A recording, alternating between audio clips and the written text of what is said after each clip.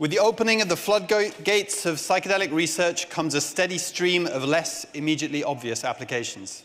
I'm guessing I'm not the only one who never considered giving Iboga to Parkinson's patients. Tobias Erny is a writer, researcher, consultant, and director of the Global Iboga Therapy Alliance, a non-profit that promotes Iboga's sacramental and therapeutic benefits. He is also an initiated of the Disumbafang Iboga-using tradition of Bwiti. Here today to report on his work treating Parkinson's with Iboga, please welcome Tobias Erny.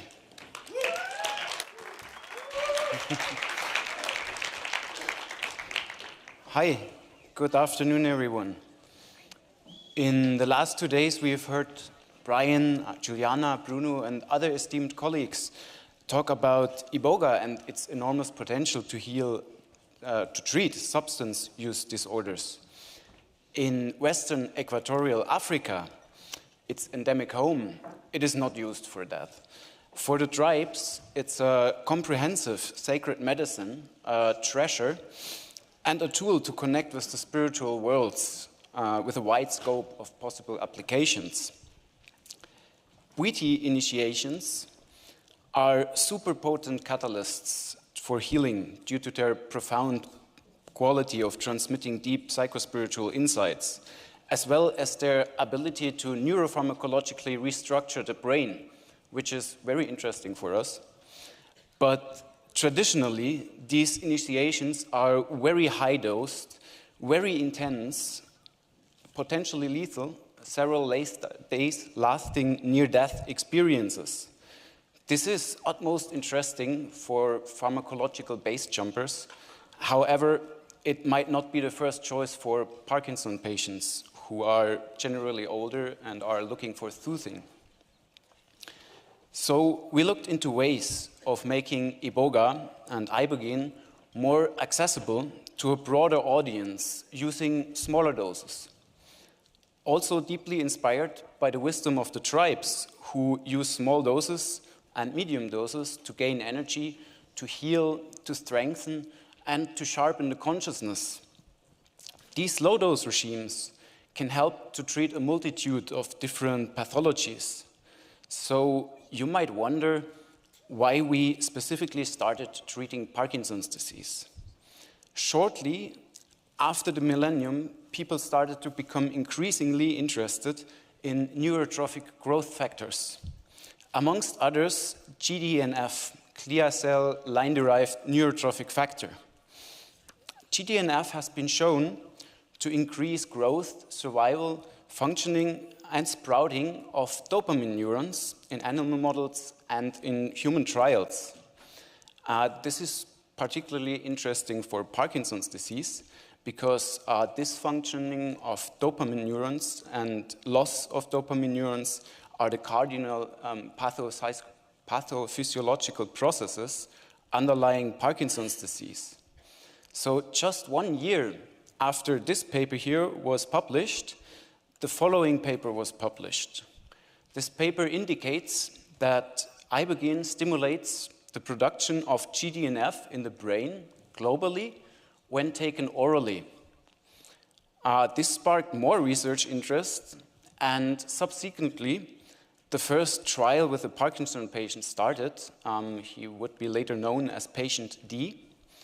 Dean's outcomes were very promising, and he continued taking Ibogaine daily for the last 8 years of his life. But then some 6 years ago, this paper here was published by a team from Montevideo around Ignacio Carrera. To cut a long story short, there were 2 dose regimes that they tested on rats, 20 milligrams per kilogram of body weight and 40 milligrams per kilogram of body weight. These results do show an increase of GDNF, but only for 40 milligrams per kilogram of body weight, not for 20. To put this in perspective, 20 milligrams per kilogram of body weight is already a seriously high dose of Iboga. Much too high for a Parkinson patient to tolerate. 40 milligrams per kilogram of body weight could very likely become an actual death experience, not just a controlled near death to explore the outskirts of infinity. It's definitely something not to put a Parkinson patient through, not to put anybody through. So we do have good results with relatively small doses, even way lower than the not GDNF stimulating 20 milligrams per kilogram of body weight. So we need other models to explain the positive effects of Ibogaine on Parkinson patients. One option could be the pharmacochaperoning of the dopamine transporter by Ibogaine. According to this study, pharmacological chaperones of the dopamine transporter can be used to rescue misfolded proteins. And Ibogaine, its metabolite nor-Ibogaine, as well as some synthetic congeners, act as pharmacochaperones specifically for the folding deficient dopamine transporter mutant proteins, which give rise to Parkinsonism. There are some other possible mechanisms of action that we describe in a soon-to-be published paper, but since it's not published yet, I can't spoil too much. But over the last years, we treated and followed a number of Parkinson patients, and we were able to assess some of them with clinical instruments. Some people seem to respond really good, some people don't respond at all. We assume that the different causes for Parkinsonism play a role in this. For example, their genetic dispositions or environmental toxins or heavy metal poisonings or careers in boxing. There are many potential causes for Parkinsonism. But to give you an idea about the measured improvements, here we see the before and after assessments of one of our patients who has undergone a 4-month treatment plan. The first column to the left is the UPDRS, it's the Unified Parkinson's Disease Rating Scale, which includes assessment of mentation, behavior, mood, activities of daily living, motor examination, dyskinesias, clinical fluctuations, and other complications. And here we had a decrease of symptoms by 50%. Next column is the PDQ-39. It's a questionnaire which assesses the subjective quality of life. Also here, we had a decrease of 50%, roughly, in her symptoms. And in the middle, it's the Parkinson's disease sleep scale. It's quantifying the levels of sleep disruption. So this is the only scale where the symptoms worsened. But we now know how to mitigate this with another treatment protocol. Then the PFS is the Parkinson's disease fatigue scale, which measures the impact of daily functioning or of the fatigue on daily functioning. Also here, we had a decrease of 50% roughly. And then the last is the Beck's Depression Inventory, a widely known psychometric test for measuring the severity of depression. Also here, the patient went down for roughly 50%.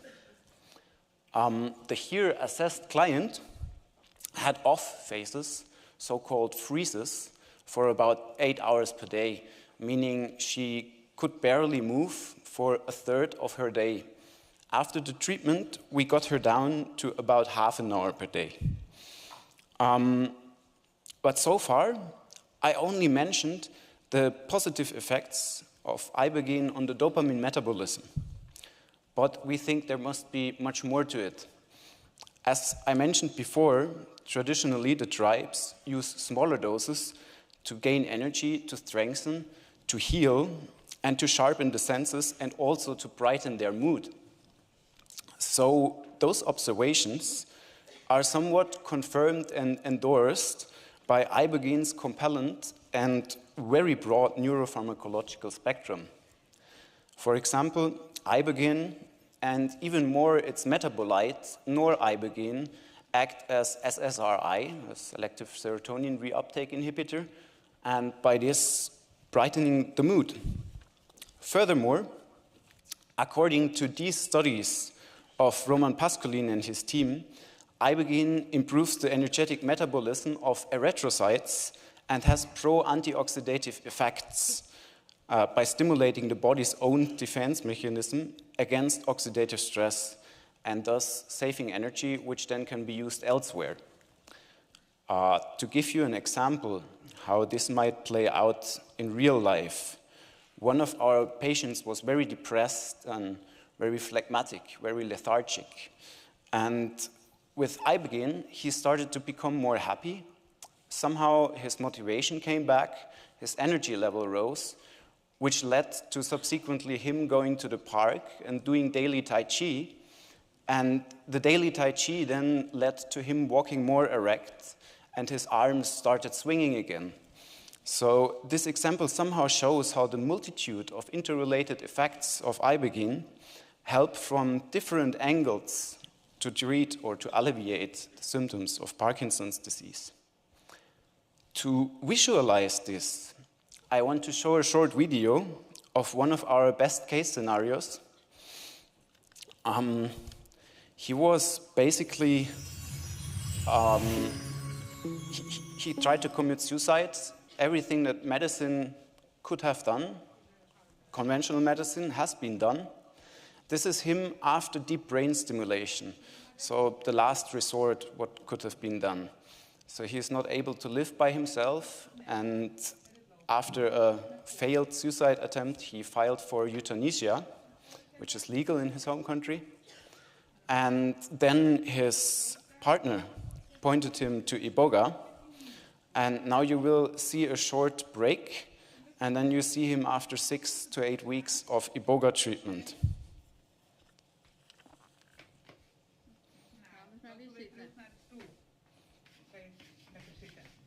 Oké. Ja, dan ga ik de rest redden.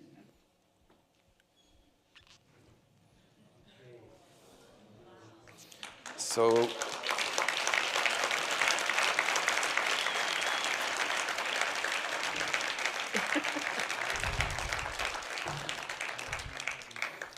he even gained weight and he rode a bike again, which is a tremendous improvement. But this is one of our best case scenarios. And however, I mentioned that there are also about 40 to 50% of people who don't respond.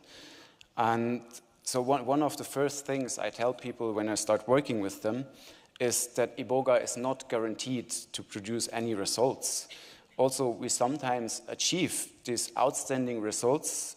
Raising false hopes is absolutely not beneficial to anyone, so I need to emphasize this as well. We hope to conduct a placebo-controlled, double-blinded crossover study soon. Depending on the availability of funding, we consider conducting a multi-site study to increase the sample size. Thank you very much. Passez.